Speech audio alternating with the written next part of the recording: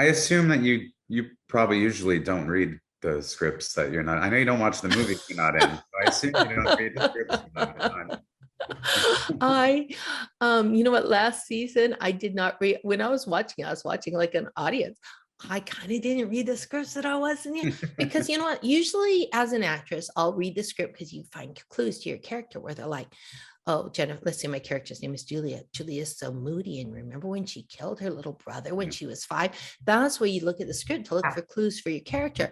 But because of this, there's the parallel storylines. There's the story with the kids, and then there's the Nika Tiffany story. So Very I true. felt like I didn't really need to read those script. Maybe I'm just lazy. I don't know, but I No, would always I hear them in the. I love to wait until they have the staged reading, and then you hear everybody reading, and it's just yeah. super fun because it's And it does interesting. make the show, it does make watching the show more fun, you know? Well, It it's really kind of does. like a surprise sometimes if you show up and you don't know what's been going on with the other characters, and your character doesn't know what's going on with him, but you don't know either. So it kind of makes it um, challenging, I guess. Yeah, I agree with you. I do the same thing. If I don't have to read it, Yeah. I don't. Hmm. Because like you said, I want to watch it when it's done and enjoy it as Yeah. an audience member. Yeah. I wonder how you feel about Tiffany's affection for Nika over Chucky. I love that when I read it, that script where she's playing poker and then she talks about her dreams for them to go to Hackensack because the Saints watch over everybody in Hackensack, even unconventional couples like me and you. I felt like it was very touching. It was horrifying. And Nika's like, this is horrifying. But I felt like she's, I've been watching a lot of The Bachelor, and he's always like, you need to open up and be vulnerable to me, so he can kick him in the teeth. And I felt like Tiffany's opening up and she's being vulnerable because she hasn't been treated very well a lot of times in the past, and she's falling in love with Nica, but she feels like Nica feels the same. And so she feels, because Nika's a woman, and I think Nica has probably been kind to her, probably out of necessity. But she feels like Nica is somebody that she can confide in, and that Nica will be just as happy with this plan as her. And then it's just kind of a shock how she clocks her in the back of the head with the frying pan. At the end of the season, the last episode, which was so horrifying, and I'm assuming everyone has seen it, so I'm just gonna Yes. spoiler alert, where she cuts off Nika's arms and legs. I mean, it was pretty chilling. And when I was on the set and Fiona screamed, the hair was standing up on my arms because she's like such an amazing actress.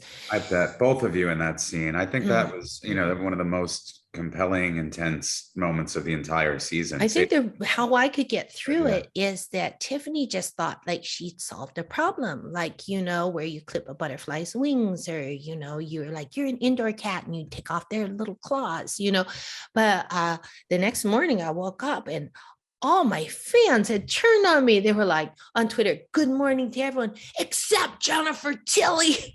I'm like, hey, I didn't write it. And they're like, how could you do that? How could Tiffany do that to Nica? Because they were emotionally invested in our relationship, which is very strange, but they were. And I think that the way that Don wrote it, there was really a strange beauty in this love affair, which probably Nika would not call a love affair, but it was really a strange beauty. And what I loved about the Chucky series is that, a lot of times before, I'm very campy. I like to come in and wear my high heels. I sashay, I make jokes as Tiffany, but that he got to expand everybody's character and explore all these different storylines that he wanted because he had 8 episodes.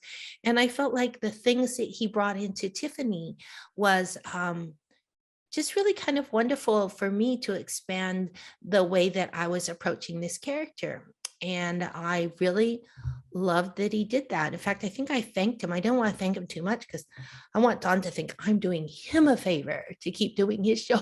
But really, he's doing me a wonderful favor to keep me around and write this amazing part for me. And I just feel like I'm so lucky that Don thinks that Tiffany is very important to the franchise. I love going in. I love going to Toronto, love working with you guys. And the writing is so good. I'm just very proud of what we've accomplished. We are too, and we're so, grateful and happy that you feel that way, because we love Mhm. working with Yeah. you and spending time I with you. want to have scenes with you guys because I don't think we've really had. Me too, Well, Andy, you and I had I'm pointing at barely. you. I'm pointing at Alex on the bottom of the screen. Yeah. Alex and I had a short scene, which was very good, but I haven't Yeah. had any scenes Yeah. with you, Christine, right? No, No. we keep getting like almost in a scene together, that phone call in Cult of Chucky. I mean, Mhm.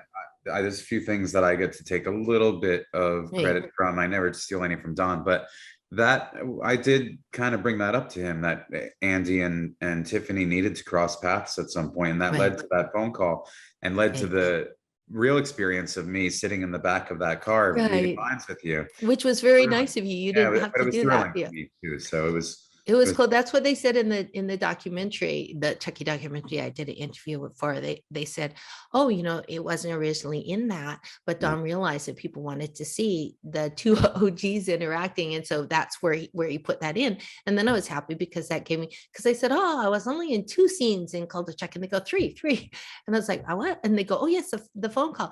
It's so funny because they were doing a documentary about all the movies, and some of them were so long ago they would bring up stuff that happened, and I kind of couldn't remember what happened, and it started bringing me way back, like, oh right, yes, that happened, and this yeah, it's really interesting because a lot of times the fans know so much about the characters, and then I get like a little bit, they'll say a line to me, and I'll say, god, that line sounds really weird, and then they're like, oh, you don't remember you said that, way back in 2007 in Seed of Chucky, and I'm like, oh, that's why it sounded familiar, because they think I'll recognize the lines, but I forget my lines as soon as I finish saying them, and sometimes before.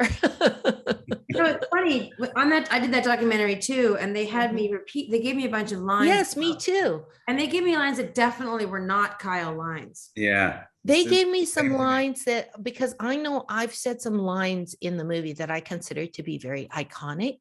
And they were like, oh, we want you to do these lines that they thought were iconic.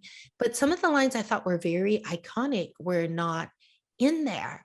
And so it was interesting what they thought were important lines or people would remember from Tiffany as opposed to what I think people would remember. Yeah, exact same experience for me when I did that documentary with those guys too. It's good when we have different documentaries coming out, like Tony Gardner's daughter is doing one from her point of view, growing up with Chucky, and and sort of being on the outskirts of the whole Chucky experience. And then these people, it looks like they did a lot of intensive research, and it's going, and they got all like the co-stars, like the guy, they interviewed the guy who played my chauffeur, and they interviewed the best friend from Bride of Chucky, like pretty much interviewed everybody. And then I think Don was talking about that he might want to do a documentary, which would probably be the ultimate Chucky documentary, because he has all this footage, like the footage that you posted. The video Alex, that you that posted. I posted. Well, Don gave it to me. I didn't know give me, but I posted. I was like, this deserves to be seen. Where you're a little kid, and you're like, "Where's Don? Don!" And then you're running, and Christine's in it too. Like, Don's over there, and then you run and you jump up on Don. He's twirling around like, "Whoa, whoa!" Just so funny to see. It's incredible. I have like 27 minutes of that, and Don has like 27 hours of it somewhere. Right. So, I would love to see Don Mancini. Like, maybe if he ever gets a break from churning out new Chucky content, he can make the ultimate Chucky documentary. Because there's a lot of interviews that we've all done, and along the years. Like, I just love, I love to go back in the past. Like, Christine, I love to see the stuff that you post about, where you're promoting or behind the scenes stuff from old Chucky movies, and it's just like, I mean, there's just so much there, and and we're making more all the time now. It's Chucky always comes back, and so he always comes back. Yeah, I'm dieting up a storm. I was like, nobody wants a chubby Tiffany. It's like, oh, but that cake looks really good. I'm like, no, drop the cake. You can't always rely on extra strong Spanx. You love sweets though too. You but I love he puts that in the line. Like in the Chucky movie, I go, my mom said, don't ever let a man cock block you from what you like to do. And I like to eat. I love that. I love And- all those lines that you've And been. if Fiona improvised, she goes, okay, well, all right, you want to be a fat pig? But so I love working with Fiona because she's super good at improvising. So if I'm a little loosey-goosey with the script, she'll come right back at me, and just kind of like jump in there, and she's right there. It's like just such a joy to work with such good You're actors. such a pro at that too. I think I remember you saying, and I think it's true. I want to ask you that the kiss with Devon Sawa. Didn't you just surprise him with that and just do that? Well, I kind of did, because we don't have, that was our only scene together. And, I think Devon's hot. Of course. In a purely like intellectual way, the way you can look at the Venus de Milo and say, that's a beautiful woman. So I had the scene where I come up and I'm trying to create an impression in his son's mind that we have something going on. And it just said that I go up and I whisper, I'm so sorry for your loss. And then I think it might have said I kissed him on the cheek or whatever, but maybe just said I whisper. And so I went up and I did the first scene, the first take, and my mouth kind of hovered near his mouth. And I thought, oh, it'd be really good if she kisses him on the lips, but I don't want to terrify my fellow, sexually harass my fellow co-stars. But because I had the hint of that in the first scene, then the director goes, Jennifer, I think you should kiss him. And I was like, you know what? I thought I should do that too. So it was really, I just felt like it was a very, very sort of powerful, like creepy, kind of gothic, weird romantic image, especially because they didn't know each other. And it was cracked me up because one of the costume people took a picture of the screen, and when you have the screenshot, I'm like all like, oh, and his eyes are like staring straight ahead, like this is the worst thing that ever happened to me. But he's like, he's in shock that his mom died, but his eyes are wide open, like that one bachelor that would always kiss with his eyes open. He's like, what's going on? So, but then I hated, in looping, and this is some of these things came from the studio, because I remember when the kids are riding the bike through the forest, they're like, we've got to get to this place before dawn. I said, that was looped, right? And then they were like, well, yeah, the studio felt like, where are they going? It's like, it doesn't matter where they're dying. They're exuberant. I love them so much if they just end up in that overpass watching the sun come up. Not like they had a plan, like, first we'll kill Chucky and then we'll go to bicycle to this place and watch the sun come up. A little bit with television and kind of pandemic. So pedantic. So when I watched it, I was horrified because I went in, I did my own looping. I guess they thought that because I just basically brushed his lips, it was very sexy. They had a loop group where somebody came in and went, oh, okay. Kissing sound. I was like, Don, why did you do that? And he was like kind of embarrassed. He goes, oh, the studio kind of thought we needed it. It's like, bring me back in. I go, she's not going to make a big loud smacking noise. She's a femme fatale. They never make smacking noises when they kiss people. And it's like, it wasn't it was like where I just basically touched his lips and walked away. It kind of spoiled the mood a little bit. Yeah, it's like, who makes smacking noises? 7-year-olds that have to kiss their great aunt, like kiss great aunt Sadie. I do that when I kiss my dog's head, Yeah. But not when you're kissing hot Devon Sawa. You don't make a big loud smacking noise. You know what the thing is like, I think it's nice. You've got the kids, and then it's nice to have the grown-up actors doing grown-up actor things. It's a really nice balance. Yeah. Like, oh my God, that scene where you guys came in and you're like, you have a Chucky doll? Here, let me see it. And you're both like, blam, blam, blam. That was like the most badass way to start an episode. The thing that's great about Chucky, the tone shifting all the time. You've got the Dirty Harry. You guys are Dirty Harry and Dirty Harriet. Then you've got the kids, and that's like Call My Name, like the romantic. And then it's a little bit like Bring It On, like a cheerleader movie, like, or a Clueless, like the high school film. And then you have like Bound or Carol, which is with me and Nica. You have all these different, and the styles are all different, but they somehow all come together. Yeah. Well, it comes down to, in part, I'm sure, how Don just has such wide taste of films and knows so many films, knows inner workings and details of like everything. He could quote the backs of VHS covers, I'm sure. Right. Well, Yeah, he's like Quentin like when Tarantino in that exactly. way, that he has Yeah, all these references and these obscure references, and he puts them in his films. You'll yeah. see the homages to different films in all of his work. And I remember with Seed of Chucky, he flew all the way to Italy to convince Pino Donaggio to do the score, because Pino Donaggio used to do the score for all the Brian De Palma films, and he just really was a huge fan of his, and he managed to talk Pino Donaggio into coming out of retirement to score Seed of Chucky. Wow, incredible. Mm. And we know he's a big Brian De Palma fan. Yes, He yeah. references him a lot, his work Yeah. a lot in this show also, yeah. We have had you for so long already, but I want to ask one or two Mm. more quick questions of you. And Alex has a couple too, but I'm trying to make it quick. First of all, I'm a big fan. I love you on Modern Family. Oh, thank you.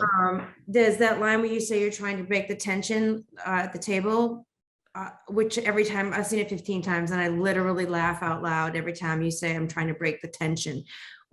You're announcing that you're going to go to Costa Rica. Oh, yeah.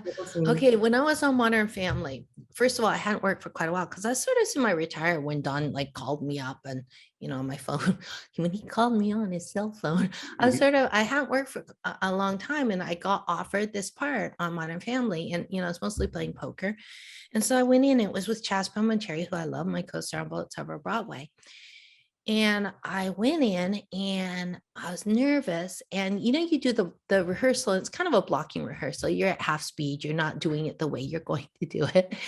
And I did my lines, and the crew all laughed. And all of a sudden, I just felt, oh boy, me and Chaz were great together. And I thought, I know how to do this. It's not, you don't lose your skill just because you leaned fallow for a few years. So I go to my dressing room, I'm really happy. And I had a thing that I was going to do on that line, which I thought was going to be really funny, but I wanted to surprise everybody on the day. And all of a sudden, there's a knock on the door, and it's the director. He goes, Jennifer, I don't know if you're familiar with our show. And I go, well, I kind of, yeah, well, yes. Well, and he goes, well, these are real people. He goes, it's not a cartoon. I was like, oh my God. He's like, can you take it down a bit? And I was like, I was doing it half speed. I was just marking the lines. You never even doing the acting that you're going to do in the rehearsal. So all of a sudden I totally lost I was like, all of a sudden I felt like I was the worst actress in the world. And apparently he had that same talk with Chaz, because we both went out there and we were, all the joy had gone out of the scene.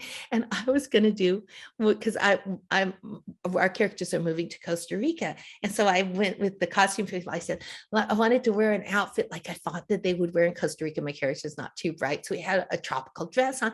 And I said, can I have a flower in my hair? I had a big flower in my hair. So they go, what's the secret? What's the surprise? I was going to go, we're going to Costa Rica. Yeah. But after the director had talked to me, I felt like I couldn't say it anymore, the way I was going to do it. So they go, so what's the big surprise? I'm like, we're going to Costa Rica.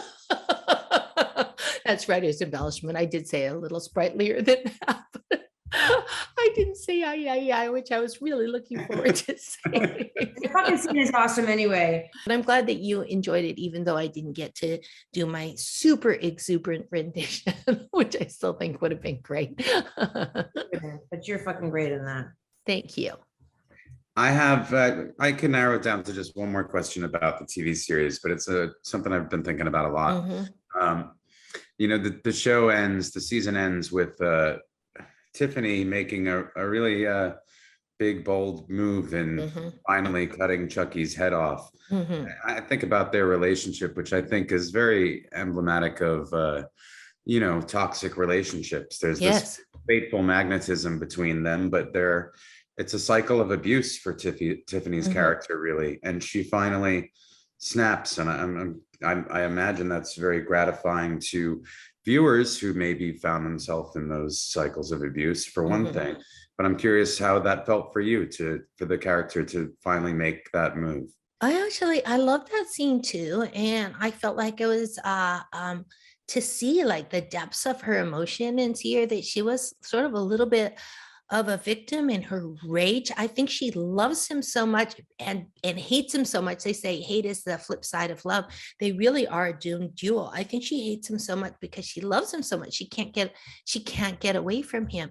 And I feel like that's the point where Tiffany is becoming a lot more deranged. Like she's unraveled throughout the where she seems sort of like a logical person, and then she just starts to lose her grip with reality. And I love the take where when she solved the Chucky thing and that she just flips on a dime and then she's all like super cheerful, like, okay, what are we gonna do now? Where she goes, what, that was an ad lib where I dropped the head and I go, mic drop. But then I think that that's also really terrifying, is because she's like basically sobbing and spitting snot and sawing off its head. And this is a funny thing. Like, no, I do not really want to be in the, till 4 a.m. sawing off a Chucky head and everything like that. So there's a couple times where they bring in somebody else. They brought in, I know, one of the ADs who had really nice hands, and she was the hand double. But I felt like, you see me, I'm like, and then you see the hands going, sawing the head off, like plink, plink, plink. So the rage in my body didn't match the way that her hands were taking off the thing. In fact, I almost wished that they would shoot that scene and then the next day perhaps shoot the hand double doing the thing. And even I could say, I would just really be like jagged, like tearing into it, like a lion tearing into a good meal. But nobody noticed that but me. And I think there was another time when I had a double who was doubling for at the very beginning where they put somebody in a little scarf and it was supposed to be Tiffany planting the doll. I'm like, well, that's not me. It's weird because I was like, well, I wouldn't walk that way. And I wouldn't, my movements, it's probably, I wasn't an actress. I think it was just, like an AD or something like that. So I felt like it was just sort of very pedantic the way that she's like, puts the thing on and then she kind of walks away, but nobody else notices that. But then when everyone's like, oh, we have a secret, the woman in the scarf was actually Jennifer Tilly. I was like, well, no, it wasn't. It's supposed to be, but that's the thing. I remember I did a movie called, what's it called? Shadow of the Wolf with Lou Diamond Phillips. And we played two Inuits and he gets, he has this huge battle with a wolf, very, very,